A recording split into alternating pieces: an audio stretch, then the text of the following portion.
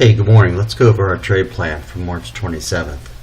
So we can see in the overnight session, we again tapped our resistance level of 82.67 to 84.41. That zone tested a couple times in the overnight early on.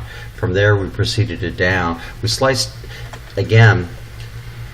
If you're playing the overnight session, probably a good place to fade because our biases in all directions are bearish, so you may have taken this here or here with potentially a volatility stop, or you could come all the way up to the top of the range depending upon your risk, looking for a 2-to-1 risk return. Now, as we approach the 8,009, 8,100 zone, you can see that we're putting in a good sized candle here on good volume. Volume increases the next candle.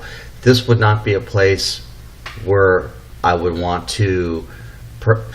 You could consider covering the short at the top of the zone, but more than likely this is going to keep going because of that the way that it approached the zone and the volume.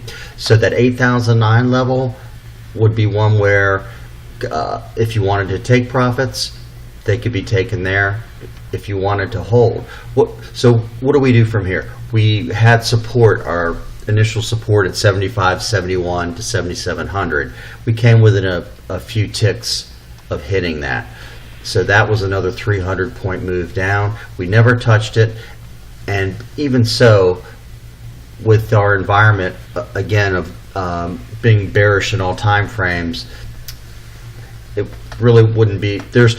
There's no trade that I would have taken there to fade that zone and go long into here. Now, with that said, on the other hand, we're tapping again many times our 8,009 bottom of resistance, but basically on not a lot of volume, and you can see that we formed this kind of sideways consolidation pattern going into today.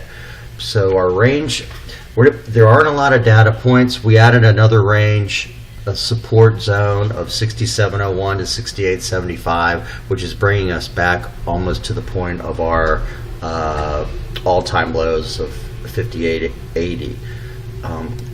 We'll have to see how volume works out. Very small yesterday, so our average range for the 24-hour Globex yesterday was a strong 840, and the regular trade, we seem to be settling into this range of 240, 250 for our regular trading hour.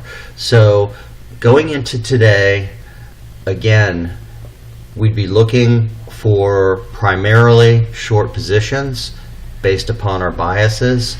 So we want to see if that 8,009, 8,100 zone holds. That will be our initial resistance, to see if receptive sellers would step in there, and we could look at a target of 75.71 to 7,700, and if that breaks, the floodgates are open down to our somewhat solid support at 67.01 to 67.75.